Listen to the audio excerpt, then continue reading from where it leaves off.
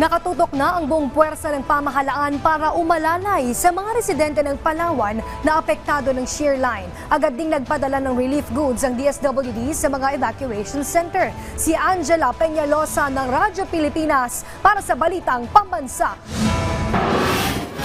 Tulay po namin, yun lang po talaga ang ano namin kasi yung dapat box culvert po ang nakalagay. Yung talaga yung hinaing namin. Ito ang panawagan ng isang residente sa barangay Santa Lourdes sa Puerto Princesa City, Palawan matapos na masira ang tulay doon dahil sa walang tigil na pag-ulan dulot ng shear line.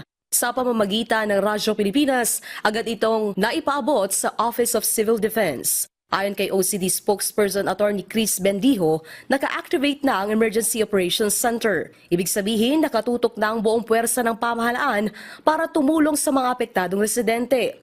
Alinsunod ito sa utos ni Pangulong Ferdinand Marcos Jr. na whole-of-government approach tuwing may kalamidad. At pararatingin po natin yan, yung sinasabi po nila sa ating DPWH patungkol naman po sa mga infrastructure.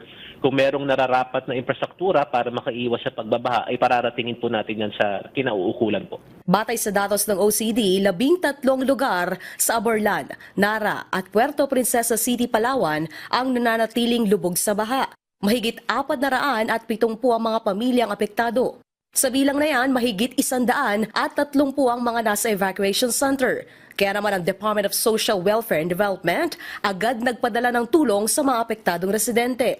Sa ngayon, nagpapatuloy ang rescue operations ng OCD, katuwang ang Philippine Coast Guard at Bureau of Fire Protection. Naka-standby na rin ang mga rescue vehicle at equipment para matiyak na ligtas na masasagip ang mga residente sa mga apektadong lugar. Mula sa PBS Radyo Pilipinas, Angela Peñalosa para sa Balitang Pambansa.